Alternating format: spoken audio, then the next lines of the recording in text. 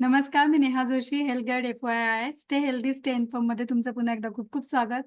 आपल्या या आधीच्या एपिसोडमध्ये आपण टीनेजर्सना कॉम्प्लेक्स देणाऱ्या ॲक्नेबद्दल डॉक्टरांशी बोललो. त्याच्या होम रेमेडीज कशामुळे होतो, काळजी काय घ्यायची, प्रिकॉशन्स, डॉक्टरांकडे कधी जायचं, कुठला आहार घेऊ नये, ह्या सगळ्या गोष्टी डॉक्टरांनी खूप छान एक्सप्लेन केलेल्या आहेत. तो एपिसोड बघितला नसेल तर जरूर बघा. आज आपण डॉक्टरांशी ॲक्नेबद्दलच अजून काही प्रश्न आणि ॲक्नेचे जे खूप मोठे गैरसमज सगळ्यांमध्ये असतात, स्पेशली टीनेजर्समध्ये, त्याबद्दल बोलण्यासाठी भेटणार आहोत. सो भेटूया पुन्हा एकदा पुण्याच्या सुप्रसिद्ध वैद्य डॉक्टर रोहिणी साठे यांना. डॉक्टर, थँक परत एकदा वेळ दिल्याबद्दल. सो ह्या आधीच्या एपिसोडमध्ये आपण ॲक्नेबद्दल तुम्ही आम्हाला सांगितलत, की होम रेमेडीज, डॉक्टरकडे कधी जायचं, प्रिकॉशन काय घ्यायची, कुणाकुणाला होतो. पण तुम्ही जरा अजूनही पाणी किंवा म्हणजे पाणी किती प्यायचं किंवा फूड कुठलं खायचं नाही ते तुम्ही सांगितलं. पण ॲक्ने होऊ नये किंवा काही कॉम्प्लिकेशन्स त्याच्याबद्दल होऊ नयेत म्हणून कुठलं फूड घ्यायचं किंवा एक्सरसाइजेस ऑफकोर्स कारण एक्सरसाइजेस फार जरुरीचे आहेत कुठल्याही वयामध्ये आणि कुठल्याही कंडिशनमध्ये, रोगाच्या कंडिशनमध्ये, स्किन कंडिशनमध्ये. तर त्याबद्दल जरा अजून थोडं सांगा ना, की जेणेकरून ॲक्ने होणार नाही, त्यासाठी या सगळ्या गोष्टी कशा सपोर्ट करू शकतील? अ, खरं ह्याच्यामध्ये काय होतं, की नॉर्मल ॲक्ने आहे आणि त्याच्यात काही कॉम्प्लिकेशन्स येत नाहीयेत, तर तुमचं जे काही डाएट चालू आहे, ते ओके चालू आहे, असं तुम्ही समजू शकता. पण तेव्हा त्याच्यात जेव्हा कॉम्प्लिकेशन्स होतात, तुम्हाला डॉक्टरकडे जाण्याची गरज असते, तेव्हा तुम्ही स्वतःला करणं गरजेचं असतं. हं, मग त्यावेळेला आपण म्हटलं ना, की ऑइली पदार्थांनी किंवा शिळ्या पदार्थांनी हे वाढणार आहे. मग ते आपल्या खाण्यामध्ये येत नाही ना, हे महत्वाचं हं, बघायचं. मग काय खाल्लं म्हणजे आपल्या ॲक्नेची कॉम्प्लिकेशन्स होणार नाहीत, हे हं, आपण समजून घेतलं पाहिजे. हं. मग त्याच्यामध्ये सगळ्यात महत्वाचं आहे, की काही गोष्टी अशा असतात, की ज्या तुम्ही आहारात ठेवल्या, तर तुमची स्किन चांगली राहते. बरं. तर त्याच्यामध्ये सगळ्यात महत्वाचं असतं, की पाणी. पाणी हे तुम्ही भरपूर प्यायला पाहिजे, की जेणेकरून जी काही टॉक्सिन्स तुमच्या सर्क्युलेशनमध्ये रोजच्या रोज तयार होत आहेत, ती युरिन वाटे किंवा घामावाटे स्वच्छ होऊन जातील. त्याच्यासाठी प्रॉपर पाण्याचं प्रमाण असणं गरजेचं आहे. आपल्या पाण्याच्या एपिसोडमध्ये आपण ते प्रमाण सांगितलेलं सुद्धा आहे. तर हा एक झाला पाण्याचा महत्वाचा विषय.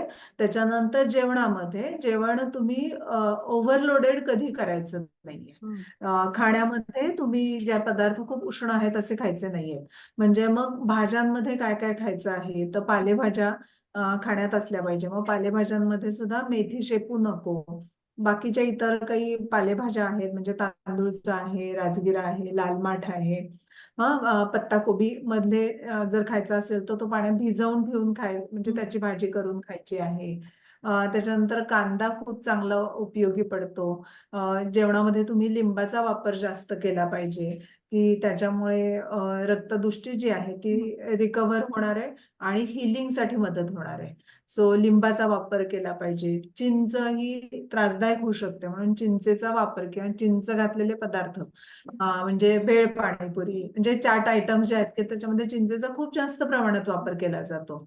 त्यामुळे ते न खाता पण आमसुलाचा वापर आहारात ठेवला पाहिजे.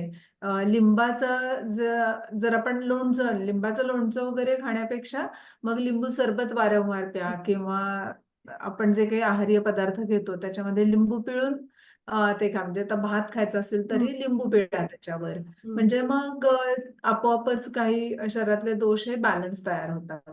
ॲसिडिटी वाढणार नाही ह्याच्यासाठी मग तुम्ही जिरं आणि साखर खा, की जेणेकरून ॲसिडिटी होणार नाही आणि रक्तामध्ये ती ॲसिडिटी मिसळणार नाही आणि तुमच्या पिंपल्स किंवा पिगमेंटेशन जे आहे त्याला सपोर्ट करणार नाही. हं, हे एक महत्वाचं आहे. पाणीचं कधी-कधी असं होतं ना, की साधं पाणी प्यायचा कंटाळा येतो. मग अशा वेळेला तुम्ही डिटॉक्स वॉटर करून प्या, की हं. थोडं स्टायलिश पण वाटतं त्या एजमधलं. पण डिटॉक्स वॉटर करताना काळजी घ्यायची म्हणजे की ते मेटलच्या भांड्यात करायचं नाही. आयदर ते तुम्ही काचेच्या भांड्यात करा.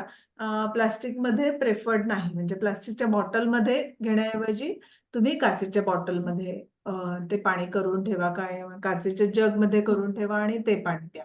हं, नंतर आहारामध्ये काहींना उष्णता खूप जास्त असते. हं, म्हणजे मुळातच अशी म्हणजे स्किनला हात लावला तरी ती गरम असते. मग हं, अशांनी गुलकंदाचा वापर वाढवा. गुलकंद सुद्धा एक 2-4 दिवस खाल्ला आणि एखादा पिंपल आला तर समजायचं की गुलकंद नीट आपल्याला डायजेस्ट होत नाहीये. मग तो गुलकंदाचं प्रमाण नाही खायचं. पण मग तुम्ही सब्जा बी भिजवून ते पिऊ शकता.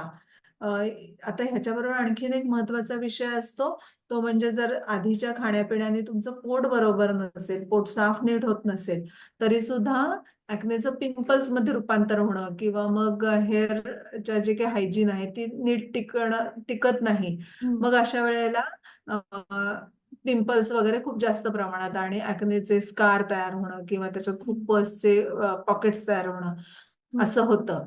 म्हणून मग पोट साफ आपलं नक्की आहे ना हं, आणि ते डेली होतंय ना. मग आता पोट साफ होतंय चांगलं हे म्हणजे कसं ओळखायचं? तर एक तर तुम्हाला सकाळी उठल्या-उठल्या कॉल आला पाहिजे. हं, शीचा कॉल लगेच आला पाहिजे. गेल्यानंतर खूप वेळ बसलोय, शी व्हायला वेळ लागतोय, तर ती पण कंडिशन योग्य नाहीये. गेलं की पटकन शी होऊन आणि शी झाल्यानंतर पोट अगदी रिकामं झालं हे फिलिंग आलं पाहिजे. हं, ज्या 3 कंडिशन महत्वाच्या आहेत, की ज्याच्यामध्ये लगेच कळेल की तुमचं पोट साफ होतंय की नाही. तर हीच काळजी तुम्ही टीनेज मधल्या मुलांनी जर घेतलं म्हणजे 10वी नंतर साधारण जर त्यांनी आपल्याकडे एवढं लक्ष दिलं, हं, तरी पुरेसं आहे. त्याच्यानंतर अगदी पुढची एक गोष्ट महत्वाची की आपण जे खातोय ते नीट आपल्याला पचतंय की नाही. म्हणजे हे जसं आपण एक ढोबळमानाने बघितलं की लगेच शी झाली पाहिजे, साफ झाली पाहिजे वगैरे. पण त्याच्याबरोबर ती शी सुद्धा हेल्दी असावी लागते. हं, तर त्याच्यासाठी सगळ्यात छान म्हणजे की शी झाल्यानंतर एकतर जो फाऊल स्मेल आहे हं, तो नसला पाहिजे. म्हणजे समजायचं की शी हेल्दी आहे. त्याच्यानंतर शी ही पाण्यावर तरंगली पाहिजे. बरं. म्हणजेही कळतं की डायजेशन पूर्ण चांगलं झालेलं आहे आणि डायजेशन होऊन तुम्हाला योग्य न्यूट्रिशन मिळालेलं आहे. ओके. आणि त्याच्यानंतर शी ही अशी पॉटला चिकटून नाही बसली पाहिजे. ती हं, चिकटून बसते याचा अर्थच असा होतो, की ते वर डायजेशन अजिबात नीट झालेलं नाहीये. मग पुढे त्याचा परिणाम काय तर तुमच्या बॉडीचं न्यूट्रिशन प्रॉपर होणार नाहीये हं, आणि मग कुठल्याही हेल्थ कंडिशन तुमच्या डिस्टर्ब होणार आहे. हं, हे लक्षात घ्यायचं. म्हणजे हे एक स्वतःकडे परीक्षण करणं म्हणजे हं. दिनचर्येत आपण सांगितलं होतं, की शरीर चिंता निर्वर्त्य. करेक्ट. म्हणजे त्या चिंता काय-काय असतात? तर इतके आणि इतके छोटेसे अगदी 2 मिनिटाच्या ह्याच्यात आपलं परीक्षण होण्याइतके असतात गोष्टी. त्याच्याकडे लक्ष पुरवलं की नक्की आहे. मग ह्यातलं कुठलंही नीट होत नसेल, पोट सकाळी कॉल येत नसेल, तर पुष्कळ वेळा असं होतं की एक्सरसाइज आदल्या दिवशी नीट झालेला नसेल, शरीराला व्यायाम नसेल, तरी सुद्धा पचन नीट होणार नाही, शीचा कॉल नीट येणार नाही. मग त्याला उत्तम काय आहे, तर तुम्ही शंख प्रक्षालन करा. शंख प्रक्षालन म्हटलं की YouTubeवर तुम्हाला खूप माहिती मिळेल. अ, तर ते आणि योग्य आहे म्हणजे काही चुकीची नाहीये. तर ती फॉलो करून शंख प्रक्षालन या वयातली मुलं करू शकतात. कारण पोट साफ न होण्याचा परिणाम म्हणजे जसं स्किन खराब होणं आहे, तसं वजन वाढणं हा पण एक दिसतो किंवा वजन कमी करताना शंख प्रक्षालनाचा खूप चांगला उपयोग होतो. बरं. तर शंख प्रक्षालन वारंवार करणं, त्याने सुद्धा पोटाची कंडिशन चांगली राहील आणि ऑब्व्हियसली तुमची स्किन चांगली राहणार आहे. त्याच्यानंतर पोट साफ होण्यासाठी अ, किंवा पचन नीट होत नसेल, तर पचन नीट होण्यासाठी पुष्कळ वेळा काही औषधं घ्यावी लागतात किंवा ओवा, बडीशेप ह्याचं पाणी उकळून पिणं किंवा धने-सुंठेचं पाणी उकळून पिणं, याने सुद्धा पोट खूप सुधारतं. सो तो एक तुम्ही ट्राय करू शकता. कारण हे काय येतं आहारातले घटक आहेत. त्यामुळे तुम्ही एक 5-7 दिवस ट्राय केलं आणि बदल नाही झाला, तर तुम्ही सोडू शकता. आणि बदल झाला तर पुढे महिनाभर पण घेऊ शकता. त्याचे दुष्परिणाम काही नाहीये. सो तो एक ट्राय करू शकता. त्याच्यानंतर पोटात गरमपणा येत असेल किंवा थोडं खाल्ल्यावर परत भूक लागली असं वाटत असेल, तर अशा मुलांना गुलकंदाचा खूप चांगला उपयोग होतो. म्हणजे जेवायला बसताना किंवा निम्मं जेवण झाल्यावर एक चमचाभर गुलकंद खायचा आणि मग परत जेवण करायचं. तर त्यांनाही पोटात आग पडणं किंवा उष्णता वाढणं ही तक्रार कमी होते. किंवा उष्णतेमुळे काहींचं पोट साफ होत नाही. तर अशा मुलांनी सब्जा बी सकाळी भिजत घातलं 1-2 चमचे आणि संध्याकाळी घरी शाळेतून वगैरे आल्यावर जरी ते आईनी किंवा बाबांनी ते आठवण केली आणि ते सब्जाचं बी पाण्यात जे आहे त्याचे ते पिऊन टाकलं, तरी सुद्धा पोट साफ व्हायला किंवा पोटातली उष्णता कमी व्हायला मदत होते आणि डेफिनेटली त्याचा आपल्या ॲक्नेच्या कंडिशन चांगल्या ठेवण्यासाठी होतो. ह्याच्याबरोबर काही हॉर्मोन्स जे बदल होत असतात, म्हणजे जर विशेषतः मुलींच्या बाबतीत विचार केला तर पाळी येण्याच्या आधी पिंपल्स वाढणं हं. किंवा पाळी आल्यानंतर चेहरा चांगला होणं, हे हॉर्मोन डिपेंडंट जे काही ॲक्ने असतात त्याच्यामध्ये ती कंडिशन दिसते.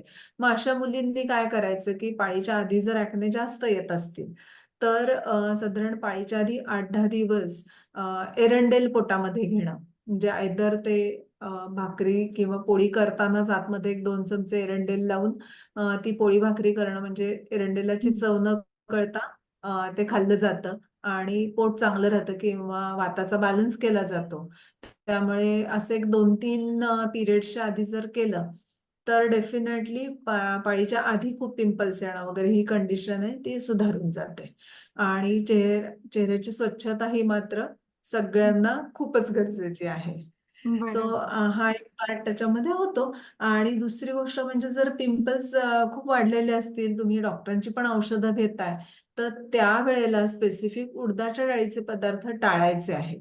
म्हणजे जेव्हा तुम्ही ट्रीटमेंट घेताय किंवा पस फॉर्मेशन जास्त आहे त्यावेळेला, किंवा भाताचे बनवलेले जे पदार्थ असतात, ते तेव्हा नाही खायचे. एवढं एक लक्षात ठेवायचं. ओके. आणि एक्सरसाइजेस काही असे जे तुम्हाला सपोर्ट करतात? स्पेसिफिक एक्सरसाइजेस म्हणजे ना सिंहमुद्रा खूप चांगली, म्हणजे शंखप्रक्षालन जे म्हटलं ना, की पोट हं. साफ ठेवलं की ॲक्ने कंडिशन चांगली राहणार आहे.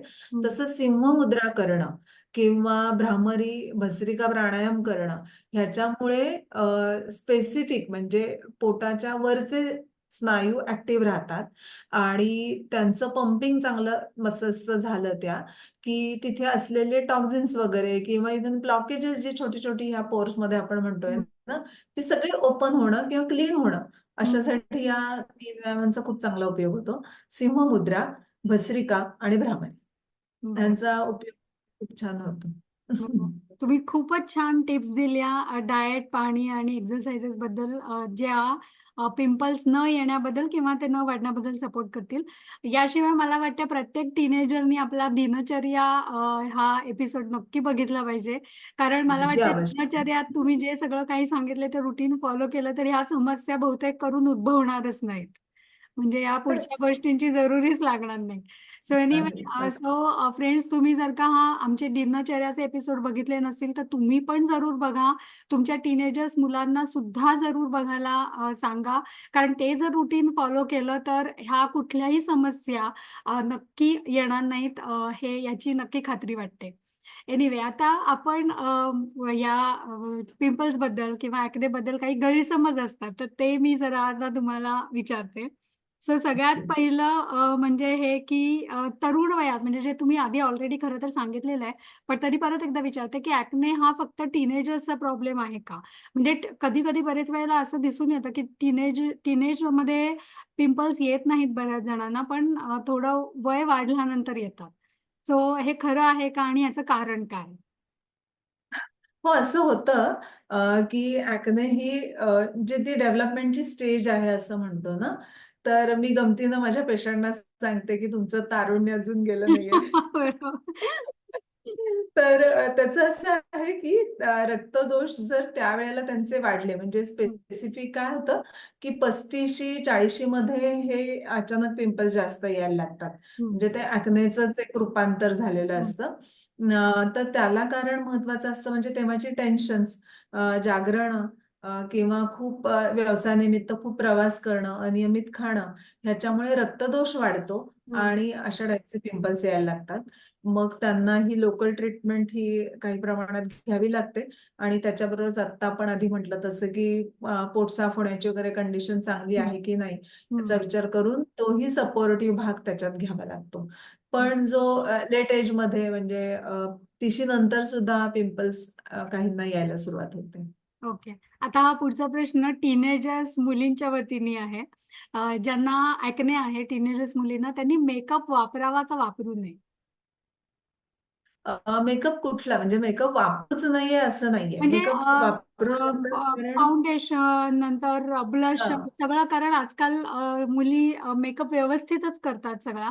तर हो ते हो सगळं करायला म्हणजे खरंच केलं तर त्याने ॲक्ने वाढेल का? किंवा मेकअप करून ॲक्नेवरती काही परिणाम होत नाही? काय म्हणजे यातलं सत्य काय आहे? हां. नाही मेकअप चं कसं असतं, की मेकअपच्या आधीचा बेस आहे ना, तो सगळ्यात महत्त्वाचा आहे. म्हणजे आता जर तुम्ही स्टँडर्ड प्रॉडक्ट्स वापरणार असाल, तर ते हं, ॲक्नेवर निगेटिव्हली काम करत नाहीत डेफिनेटली. बरं. फक्त ऑइलचा बॅलन्स करणारी क्रीम वगैरे तुम्ही त्याच्यात वापरणं खूप महत्त्वाचं असतं आणि ते तुम्ही म्हणजे त्यावेळेला काही डॉक्टरांना किंवा स्किन स्पेशालिस्टला भेटलं पाहिजे असं नाहीये. 1-2 क्रीमचे ट्रायल घेऊन तुम्ही ठरवू शकता. पण हा मेकअप चढवण्याच्या आधी स्किनची कंडिशन म्हणजे स्किनची हायजीन ही खूप महत्वाची आहे. स्किन चांगली क्लीन करणं, दररोज रात्री स्किनचं तुम्ही न्यूट्रिशन करणं हे खूप गरजेचं आहे. आणि मग डे टाईममध्ये तुम्ही मेकअप अप्लाय करू शकता. मेकअप अप्लाय करताना काळजी एवढीच घ्यावी लागते, की खूप ऑइली क्रीम त्याच्यात वापरू नका हं, आणि मेकअप खूप तास कॅरी करू नका. हं, जेवढे तुम्हाला आवश्यक आहे म्हणजे हं, कॉलेजमधले असतील किंवा एखाद्या इव्हेंट्स असतील, तेवढे आवर झाले की लगेच छान पद्धतीनं स्किन स्वच्छ करा. हं, तो मेकअप उतरवताना सुद्धा त्याचं सायन्स आहे. ते फॉलो करा, ते माहिती करून घ्या आणि ते वापरा. काही प्रॉब्लेम नाहीये. अ, आणि चुकीची किंवा खूप स्वस्तातली अशी फाउंडेशन वापरू नका. हं. कारण त्यानी पोअर्स तुमची ब्लॉक केली जातात आणखी आणि तशी जर ती ब्लॉक झाली, तर खूप कॉम्प्लिकेशन्स पुढे होऊ शकतात. खूप डीप स्कार होऊ शकतात. तर त्याच्या बाबतीमध्ये मात्र मुलींनी या बाबतीत कॉन्शियस नक्कीच असलं पाहिजे. बरोबर. तुम्ही मेन रिझन पिंपल्स येण्याचं किंवा एक्नेचं सांगितलं, की एक्सेस ऑइल सिक्रेट होणं. तर पिंपल्स ज्यांना ज्यांना एक्नेचा प्रॉब्लेम असतो त्यांनी मग मॉइश्चरायझर वापरावं का नाही वापरावं? मॉइश्चरायझर वापरलं पाहिजे, कारण मॉइश्चरायझरमध्ये प्रत्येक वेळेला ऑइल बेस असतो असं नाहीये. सो मॉइश्चरायझर चूज तुम्हाला अगेन ट्रायलनीच करावं लागतं. आणि जनरली कसं होतं, की मग बाहेर जाताना तुम्ही मेकअप वापरा आणि घरी मॉइश्चरायझर वापरा. म्हणजे मॉइश्चरायझर लावल्यानंतर त्याच्यावर धूळ बसणं किंवा पोर्स ब्लॉक होणं हे होणार नाही. कारण मेकअप करता आणि जर प्रॉपर लेयर्समध्ये जर मेकअप केला असेल, तर मग तुम्हाला स्किनला प्रोटेक्शन पण त्याच्यामध्ये मिळतं. हं, सो दॅट इज ओके. पण मॉइश्चरायझर हे वापरायला पाहिजे. फक्त काय होतं, की कुठलंच मॉइश्चरायझर जर तुम्हाला सूट होत नसेल, तर चक्क तुम्ही म्हणजे फेस मास्क आपण म्हणतो ना, तसं हं, एखादं पातळ कापड घ्यायचं स्वच्छ.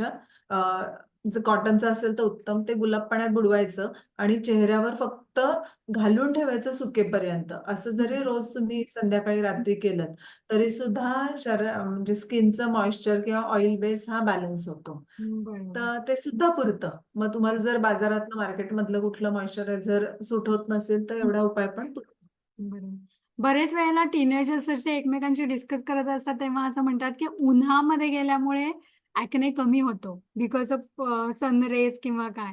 तर हा समज आहे, गैरसमज म्हणजे खरं आहे का? गैरसमज आहे. कारण पुष्कळ वेळ असं लक्षात आलंय, की उन्हाच्या एक्सपोजरमुळे एक्नेचं पिंपल्समध्ये किंवा पिगमेंटेशनमध्ये रूपांतर झालेलं आहे.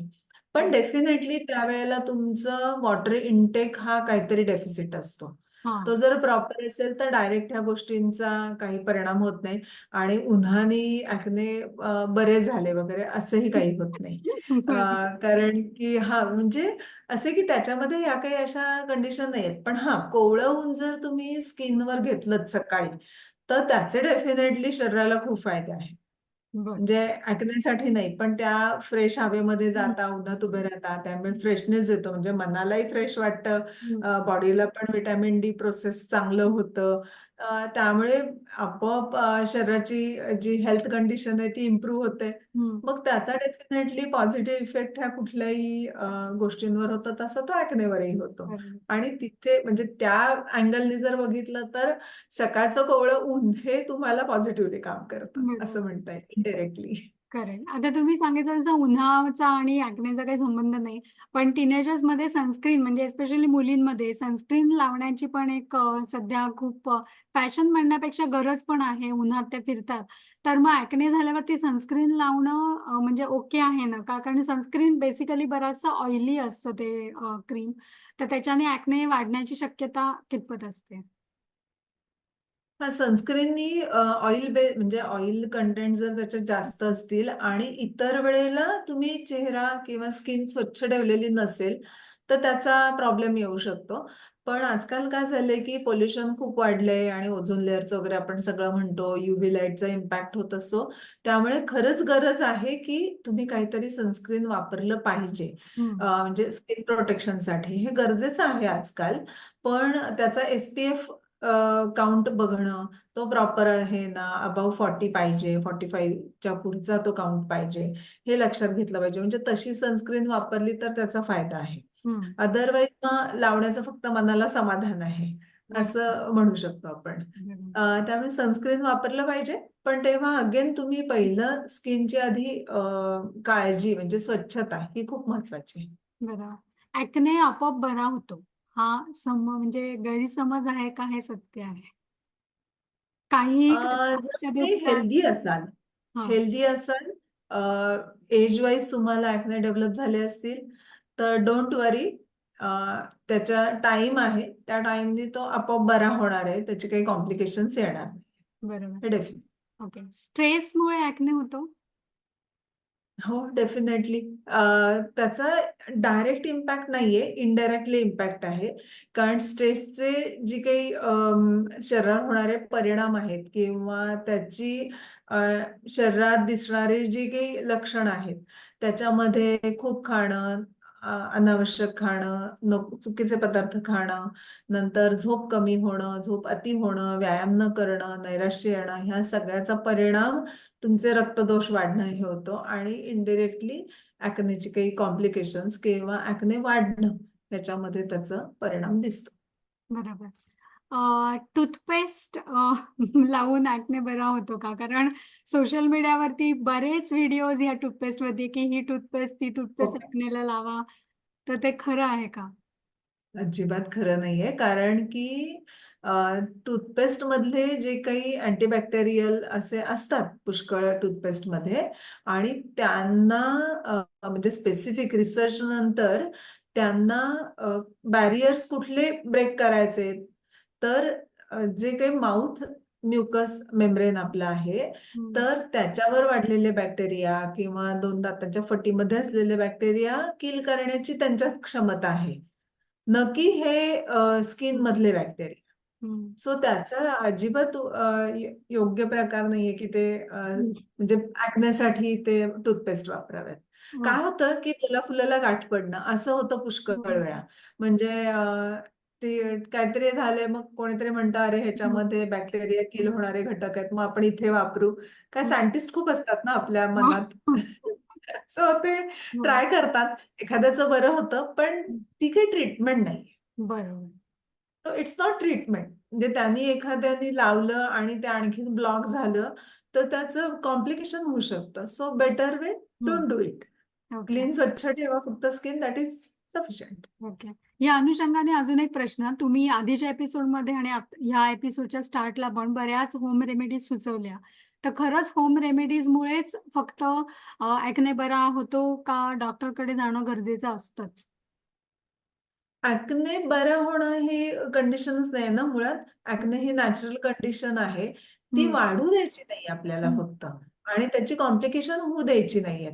हं, मग होम रेमेडी कशासाठी लागतात? तर प्रोटेक्शन म्हणून लागतात हं, किंवा प्रिव्हेन्शन म्हणून त्या वापरायच्या असतात. हं, आणि काही-काही पिंपल्स आले, तर तेवढा डायजेस्ट करण्यापुरतं आपण लेपगोळी म्हटलं तसं वापरा किंवा काही फेस पॅक असतात, की कसं असतं, की ते इन्फेक्शन स्किनच्या थ्रू सगळं सर्क्युलेशनमध्ये इकडे-तिकडे पसरत असतं. हं, तर ते पसरू नये, तिथल्या तिथे डायजेस्ट व्हावं म्हणून आपण फेस पॅक खूप प्रकारचे करतो. हं, तर त्याने ते ॲक्ने प्रिव्हेंट होतात. किंवा ॲक्नेचं हे पुढचं कॉम्प्लिकेशन येणं प्रिव्हेंट होतं. त्यामुळे होम रेमेडी ह्या जनरली प्रिव्हेन्शन म्हणून वापरायच्यात हं. आणि काही त्यातल्या गोष्टी ह्या ॲक्चुअल कंडिशन डेव्हलप झाली, तर ती बरी करण्यासाठी हेल्पफुल किंवा सपोर्टिव्ह म्हणून वापरायच्यात. जेव्हा एखादं इन्फेक्शन खूप जास्त होतं ह्या पिंपल्समध्ये हं. आणि ते खूप पसरतं चेहऱ्याच्या बऱ्याच भागावर किंवा ते पेनफुल खूप असतं, तर अशा वेळेला ऑब्व्हियसली डॉक्टरांचा सल्ला घेऊन अँटिबायोटिक्स वापरणं आणि त्यातलं इन्फेक्शन पटकन ड्राय करणं हे त्यापुढे त्यावेळेपुरतं गरजेचं असतं. हं. आणि ते झाल्यानंतर ह्या होम रेमेडीनी तुमची स्किन स्वच्छ ठेवणं, स्किनची हेल्थ चांगली ठेवणं हे गरजेचं आहे. बरोबर. दुधाचे पदार्थ किंवा चॉकलेट्स याच्यामुळे ॲक्ने होतो का? नाही, ॲक्ने त्याच्यामुळे होत नाही डायरेक्ट. हं. पण त्याच्यातली एखादी कंडिशन डेव्हलप झालेली असेल, पिंपल्स आले असतील, स्कारिंग असेल, तर तेव्हा मग तुम्हाला दूध किंवा होल फॅट मिल्क जर असेल किंवा चॉकलेट्स खूप प्रमाणामध्ये, कॅडबरीज खूप प्रमाणामध्ये खात असाल, तर ते निगेटिव्हली इम्पॅक्ट करणार आहेत. त्याच्यानंतर जर पुष्कळ वेळा तर आम्ही सांगतो, की स्कार वगैरे झाल्यावर हं. दुधाचा फेस मास्क वापरा, की जेणेकरून ते स्कारी स्किन जी आहे तिच्या हिलिंगसाठी मदत होईल. तर हं. ती स्पेसिफिक कंडिशन आहे, की त्या कंडिशनमध्ये चालतंय का? हे बरोबर, महत्वाचं आहे. बरोबर. पिंपल्स गेल्यानंतर म्हणजे ते फोडून वगैरे कधी-कधी असे डाग पडतात. ते कधीच जात नाहीत. हा समज नाही, ते जाऊ शकतात. जाऊ शकतो. हो. हा गैरसमज आहे, की ते कायमचे राहतात. बरं. ते का राहतात ह्याच्यासाठीच्या जे घटक आहेत, ते जर तुम्ही रिकव्हर नाही केलं, तर ते तसेच राहणार आहेत ऑब्व्हियसली. हं. मग त्याच्यावर तुम्ही लोकल कितीही ट्रीटमेंट घ्या. हं. ते समजा फेड अप झाले तरी परत येऊ शकतात. हं. पण जर तुम्ही स्वतःची हायजीन चांगली ठेवली, म्हणजे ओव्हरऑल बॉडीची हेल्थ कंडिशन चांगली ठेवलीत ना, तर समजा स्कार आलेले असतील, तर किंवा ते हील होऊ शकतात. पिगमेंटेशन आलेलं असेल तर ते जाऊ शकतं. डाग पडलेले असतात. पिगमेंटेशन म्हणजे पूर्ण पॅच येणं आणि हं. डाग म्हणजे एक पिंपल आला, हं. तो हील झाला, पण तिथेच तिथेच थांबलेलं. जसं स्कार येतो तसं कधी-कधी काळा डाग पडतो. हं. तर तो सुद्धा ह्या सर्क्युलेशनमध्ये पूर्ण क्लिअर होऊ शकतो. अजिबात त्याची काळजी करायची गरज नाही. कारण एक लक्षात ठेवायचं, की शरीर हे नेहमी स्वतःला हेल्दी करण्याच्या प्रयत्नात असतं. हं. आपण बरोबर. फक्त सपोर्ट करायचंय. बरोबर आणि त्यासाठी योग्य तो आहार, एक्सरसाइज, योग्य प्रमाणात पाणी, दिनचर्या सांभाळणं हे सगळ्यात महत्त्वाचं. आणि त्याच्यासाठी आधी दिनचर्येची माहिती करून घेणं. करेक्ट दॅट आणि इज त्यासाठी आपला दिनचर्येचा एपिसोड बघणं.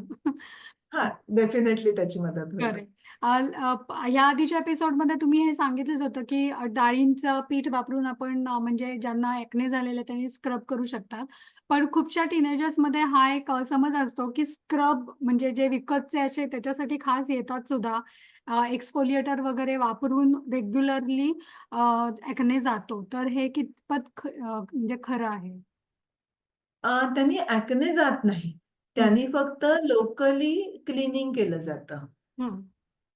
सो ते पण योग्य पण त्याला डेफिनेटली तुम्हाला कोणाच तरी ॲडवाइस घ्यायला पाहिजे. उगीचच कंपनीनी जाहिरात केली आणि तुम्ही वापरायचं. हं. It's not okay. हं. त्याच्यासाठी तुम्हाला योग्य व्यक्तीचा सल्ला हा घ्यायलाच पाहिजे. तुमच्या स्किनसाठी कुठला योग्य आहे किंवा मग ट्रायल अँड एरर अशी एक तुमची तयारी पाहिजे. मग त्याच्यामध्ये काही वेळेला लॉसेस पण होतात. हं. स्किन खराबही होऊ शकते. तर हं. ती पण तयारी असेल तर तुमचं तुम्ही ट्रायल करू शकता. हं. पण त्याचा अतिवापर हा धोकादायक असतो. बरोबर. कारण स्किन लेयरचा बेस पण जर खराब झाला तर त्रासदायक होऊ शकतं.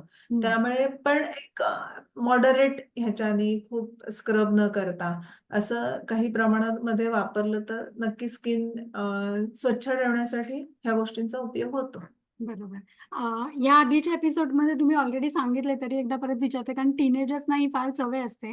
एखादा मोठा पिंपल झाला तर तो फोडायचा, की त्याच्याने तो बरा होतो त्यातनं पस बाहेर वगैरे येऊन हे किती योग्य आहे? अ, काय होतं, की ते पर्स पॉकेट जर आत मोठं असेल ना, तर तुम्ही फोडता तो स्वच्छ होतो. डेफिनेटली. पण आतमध्ये ते जे पॉकेट आहे त्याचा स्कार बनू शकतो. त्याच्यामुळे कुठला पिंपल फोडायचा, कुठला नाही फोडायचा, कुठला डायजेस्ट करून क्लीन करायचा, हे हं. इथे डॉक्टरांचा कॉल असतो हं. डेफिनेटली. ओके. तुम्ही तसं करू नये कारण त्याच्यात कॉम्प्लिकेशन होऊ शकतात. हं. पण स्वच्छ ठेवणं स्किन याच्यासाठी तुम्ही वेगवेगळ्या जर गोष्टी एक्स्टर्नली वापरल्यात, हं. तर त्या हेल्पफुल होतात नक्कीच. बरोबर. त्यामुळे पण पिंपल आलेला पिंपल फोडणं हं, आणि तो क्लीन करणं हे तुमचं काम नाही. करेक्ट. कारण त्याच्यामध्ये धोका असू शकतो. पण बरोबर. छोटे छोटे पस पॉकेट्स येत आहेत, ते क्लीन करतायत, ते हं, स्वच्छ ठेवतात, हं. ते ओके. ओके. सो पिंपल जर का मोठे झाले आणि आत पस वगैरे झालाय असं वाटलं तर डेफिनेटली डॉक्टरला भेटणं हे तुमची मदत गरजेचं घेतलीच असतं. पाहिजे. ओके. अजून एक खूप म्हणजे स्पेशली टीनेजर्सच्या बाबतीत ही गोष्ट दिसते, की मे बी ते खूप कॉन्शियस झालेले असतात त्याच्या बाबतीत आपल्या चेहऱ्यावरती पिंपल्स किंवा एक्ने म्हणा किंवा काही असेल. ते सतत त्याच्यावरती असा हात लावत असतात, असं बोलताना सुद्धा कुणाकडे करताना मे बी झाकण्याचा प्रयत्न किंवा माहीत नाही पण किंवा सतत हात लावून बघायचा. तर हे तरी किती योग्य म्हणजे हे तर त्यांनाही कळत असेल, की हातावरती आपले जंतू असतात. पण ते आपसुकपणे तो हात असा तिथे त्यांचा जातोच. तर हे ऑफकोर्स हम्म. योग्य नसेलच, तर ह्या बाबतीत ते काय करू शकतात? नाही, लक्षात त्यांनी एकच ठेवायचं, की जसं आता आपण बेसिक बघितलं, की ॲक्ने का डेव्हलप होतो आणि मग त्याच्यातल्या कंडिशन्स का वाढतात. हे आता आपल्याला जर कळलंय, तर आपण जेव्हा हात लावून हँडलिंग करतो, तर त्यावेळेला एक तर स्किन तिथली डिस्टर्ब होते. दुसरी गोष्ट म्हणजे आता तुम्ही म्हणालात तसं, की ते हातावरचे काही बॅक्टेरिया आहेत, ते अगेन तिथे वाढू शकतात आणि पस फॉर्मेशन वगैरे त्याच्यात वाढू शकतं. त्यामुळे हात लावायचा नाही. आणि तो आलेला पिंपल बसून जाणार आहे त्याच्या स्पेसिफिक 2-3 दिवसाच्या टाइम बिंग नंतर. तर तो बसेल. हा महत्वाचा मुद्दा लक्षात ठेवला म्हणजे काही प्रश्न येत नाही. आणि 2-3 वेळा जेव्हा तुम्ही चेहरा धुणार आहात, तर पाण्याच्या माध्यमातून तुम्ही हँडलिंग जरी केलंत, तरी तिथे एक तो पाण्याचा लेयर आपल्याला प्रोटेक्टिव्ह म्हणून काम करत असतो. सो तेव्हाच हँडलिंग चालतं. पण सारखं आणि दुसरी एक महत्वाची काय बाब होते, की जेव्हा आपण एखाद्या ठिकाणी आपलं माइंड कॉन्सन्ट्रेट करायला लागतो ना, की अरे पिंपल आहे, पिंपल आहे, पिंपल आहे. हं, तर ती एक कंडिशन अशी असते, की जी आपल्या मनातनं शरीरावर इफेक्ट करायला लागते. हं. मग मग ते टाळायचं असेल तर बेटर वे त्याला डिटॅच करणं. म्हणून मग सारखा हात तिथे न जाणार नाही. मनात इच्छा झाली, की हात लावावा, तरी न करता कशात तरी आपण ॲक्टिव्ह राहणं हं, सतत. हे हं. जर केलं तर डेफिनेटली त्याचा उपयोग होतो. आणि चेक करण्यासाठी पण होत असतं ना या वयात, की अरे तो वाढला बरोबर तर नाही ना, आलाय का? वाढला तर नाही ना. हं, तर हे लक्षात ठेवायचं, की त्याचा पण एक कोर्स आहे. म्हणजे जसं की एकदा कळी आली, की ती हळू त्याच्या पाकळ्या उमलून त्याचं फुल होणार आहे. आणि पण काही दिवसांनी ते फुल सुकून पण जाणार आहे. बरोबर. तसंच आपल्या पिंपल्सचं असतं, की तिथे एखादा ॲक्ने आला तर हळू तो वाढणार आहे हं, आणि मग काही दिवसांनी तो सुकून पण जाणार आहे. सो बरोबर. तेव्हा तुम्ही जर फक्त स्किनची स्वच्छता ठेवली, हं. तर मला नाही वाटत पुढची काही कॉम्प्लिकेशन्स होतील. बरोबर. सो अगेन अवेअरनेस, की हा नक्की प्रकार काय आहे, याला किती दिवस लागणार आहेत हे आणि मला वाटतं त्यांच्या म्हणजे टीनेजर्स किंवा मोठ्यांच्या मनातले पण एक्नेबद्दलचे सगळे गैरसमज आज नक्की दूर झाले असतील आणि ते इतक्या सोप्या भाषेमध्ये दूर केल्याबद्दल परत एकदा तुम्हाला खूप आणि तुमचा वेळ दिल्याबद्दल धन्यवाद. धन्यवाद. थँक सो आत्ताच आपल्याला डॉक्टरांनी सांगितल्याप्रमाणे पिंपल्स येणार आहेत. त्यांच्याकडे जास्त लक्ष न देता योग्य ती काळजी स्किनची घेणं हे गरजेचं आहे. हा एक अवेअरनेस आपल्यामध्ये आणणं फार जरुरीचं आहे. ज्यामुळे आपला कॉन्फिडन्स त्याच्या बाबतीत जाणार नाही. आपण त्याच्याबाबत जास्त कॉन्शियस होणार नाही. याशिवाय लोकांकडून ऐकलेले किंवा कुठेतरी वाचलेले गैरसमज पण त्यांनी आज आपले दूर केले. सो हा एपिसोड तुमच्या टीनेजर मुलांना, मुलींना नक्की दाखवा. तुमच्या आजूबाजूला कोणी टीनेजर मुलं-मुली असतील तर त्यांच्याशी पण नक्की शेअर करा. जेणेकरून त्यांना ह्या बाबतीतला अवेअरनेस येऊन त्यांच्या मनातले पण ह्या बाबतीतले काही गैरसमज असतील तर ते नक्की दूर होतील. एक्नेबाबत तुम्हाला काही प्रश्न असतील तर नक्की कमेंटमध्ये पोस्ट करा. त्याची उत्तरं पण देण्याचा डॉक्टर नक्की प्रयत्न करतील. आमचे ह्या आधीचे एपिसोड्स एस्पेशली दिनचर्या ज्याचा उल्लेख ह्या एपिसोडमध्ये केला होता. तो जर का तुम्ही बघितला नसेल, तर जरूर बघा. आमच्या चॅनलच्या नावाला क्लिक केल्यानंतर तिथे तुम्हाला सगळे एपिसोड्स दिसतील. तुम्हाला एवढे डिटेल एपिसोड बघण्यासाठी जर का वेळ नसेल, तर ह्याच चॅनलवरती छोट्या-छोट्या क्लिप्स पण पोस्ट केलेल्या आहेत. त्या पण तुम्ही नक्की बघू शकता. लाईक करा, कमेंट करा, शेअर करा आणि अजूनही आमच्या चॅनलला सबस्क्राईब केलं नसेल, तर सबस्क्राईब पण नक्की करा. काळजी करू नका, काळजी घ्या. Stay informed so that you can stay healthy. Thank you.